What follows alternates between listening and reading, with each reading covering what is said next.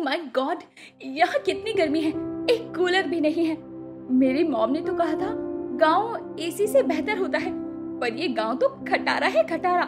अब मैं क्या करूं?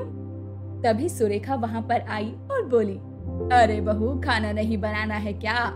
शाम हो गई है, खाना बना ले। उसे नहीं होगा मॉम, आप खुद ही बना लीजिए। वैसे भी यहाँ बहुत गर्मी है, मुझे गर्मी लग रही है। आपके यहाँ पर तो कूलर एसी भी नहीं है। क्या कूलर एसी गांव में? ये सब नहीं होता है गांव के अंदर।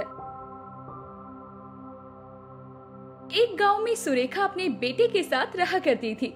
सुरेखा अपने बेटे की शादी एक शहरी लड़की से करना चाहती थी, क्योंकि उसे गांव की लड़कियां ज्यादा पसंद नहीं थी। एक दिन सुरेखा के घर पर उसकी बहन विमला आई। विमला को देखकर सुरेखा काफी खुश हुई, क्योंकि विमला शहर में रहा करती थी। इस पर सुरेखा ने कहा, अरे विमला, बड़े दिनों बाद गांव आना हुआ। अरे तुम्हें तो पता ही है, शहर में बहुत सारे काम होते हैं, इसी वजह से नहीं आ पाई। वैसे तुम बताओ, तुम कैसी हो? अरे मैं तो ठीक हूँ, बस अपने बेटे के लिए एक शहरी बहू चाहती हूँ। क्या तुम्हारी नजर में कोई लड़की है? अरे हाँ हाँ, क्यों नहीं, मेरी नजर में मेरी सहेली की बेटी है। अगर तुम बताओ तो मैं रिश्ते की बात चलाऊं। वो लड़की बहुत ही सुशील है। ये सुनकर सुरेखा बहुत खुश हुई और उसने कहा, अरे ठीक है, तुम रिश्ते की बात चलाना। इसके बाद विमला वहाँ से चली गई और उसने उन लोगों के घर पर जाकर रिश्ते की बात चलाई। शीतल के घर वालों को सुरेखा का बेटा आनंद पसंद आ गया और सब लोगों की मर्जी से उन लोगों की धूमधाम से शादी हो गई। शीतल बहुत ही सुंदर थी, जिस वजह से सुरेखा काफी ज्यादा खुश थी कि आस पड़ोस में उसकी बहू के जैसा कोई नहीं है। अगले दिन शीतल ने साड़ी और वन पीस का ब्लाउज पहना, जिसमें वो बहुत सुंदर लग रही थी। सुरेखा ने जब शीतल को देखा तो कहा, अरे वाह बहू, तू तो बहुत ही सुंदर है। तेरे जैसी यहाँ कोनो नहीं है। मैं तो तेरे जैसी बहू पाकर बड़ी खुश हो गई। आज कुछ आस पड़ोसी आ रहे हैं, तो उनके सामने अच्छे से पेश आना। जी मॉम, फिक्र नॉट।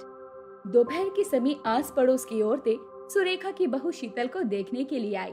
जब उन्होंने शीतल को देखा तो उसकी पड़ोसन रीमा ने कहा, अरे वाह सुरेखा बहन, तुम तो बहुत ही सुंदर बहू लेकर आई हो। ऐसी तो यहाँ कोई नहीं है। अरे होगी क्यों नहीं, आखिर शहर से जो आई है।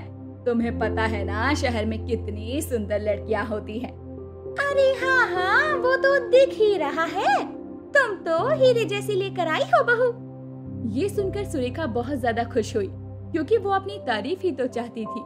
वहीं दूसरी तरफ शीतल को गांव रास नहीं आ रहा था, क्योंकि वो शहर में पली बड़ी थी, जिस वजह से उसे काफी दिक्कतों का सामना करना पड़ रहा था, क्योंकि गर्मियों का सीजन चल रहा था। शीतल अपने कमरे में अपनी साड़ी से हवा कर रही थी और बड़बड़ा रही थी, गर्मी है, एक कूलर भी नहीं है। मेरी मॉम ने तो कहा था गांव एसी से बेहतर होता है, पर ये गांव तो खटारा है, खटारा। अब मैं क्या करूं? तभी सुरेखा वहां पर आई और बोली, अरे बहू, खाना नहीं बनाना है क्या? शाम हो गई है, खाना बना ले। उसे नहीं होगा मॉम, आप खुद ही बना लीजिए। वैसे भी यहाँ बहुत गर्मी है, मुझे गर्मी लग रही है। आपके यहाँ पर तो कूलर एसी भी नहीं है। क्या कूलर एसी गांव में? ये सब नहीं होता है गांव के अंदर। अरे हम लोग पेड़ के नीचे बैठ जाते हैं। ओह नो, फिर मैं कैसे रहूंगी? मुझे तो कूलर या फिर एसी चाहिए, वरना मैं यहाँ नहीं रह सकती। अरे ये तू क्या कह रही है बहू? माना तुम शहर की हो, पर अब तुम्हें गांव के तौर तरीके सीखने पड़ेंगे, क्योंकि अब तुम गांव आ गई हो। ये सुनकर शीतल काफी ज्यादा परेशान हुई।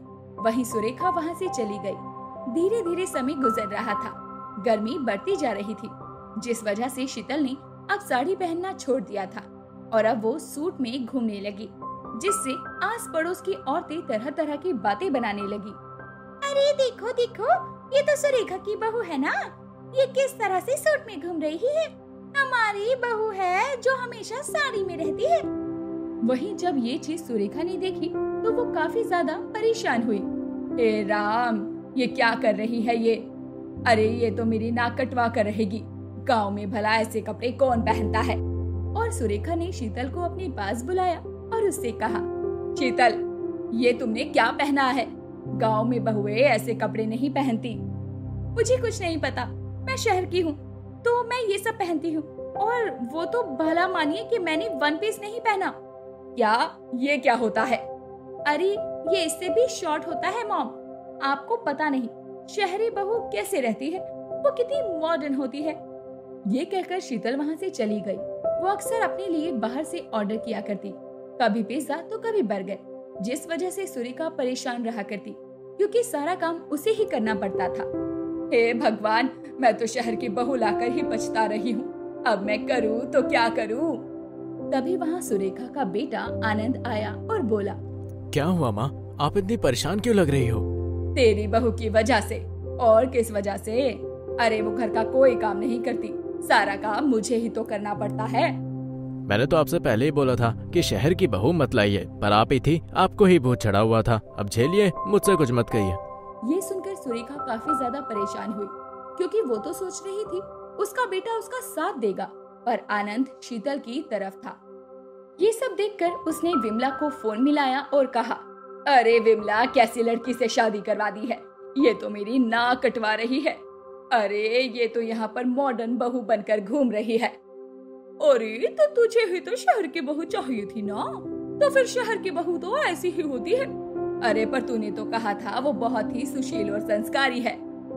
अरे हाँ, तो वो सुशील और संस्कारी है तो आखिर शहर में भी तो सभी ऐसे ही रहते हैं। अच्छा मैं फोन रखती हूँ, मुझे काम है। ये कहकर विमला ने फोन रख दिया। अब सुरेखा को कुछ समझ नहीं आ रहा था कि वो क्या करे। और एक दिन जब आनंद और शीतल बाहर घूमने के लिए जा रहे थे तो सुरेखा ने उन्हें रोका और कहा, अरे सुनो आनंद, अब मुझसे नहीं झेला जाता, तुम अपनी बीवी को तलाक दे दो। ये माँ आप क्या कह रही हैं? मैं शीतल से प्यार करता हूँ, मैं इसको तलाक नहीं दे सकता। हे भगवान, मैं तेरे लिए इससे अच्छी लड़की ढूंढ दूंगी।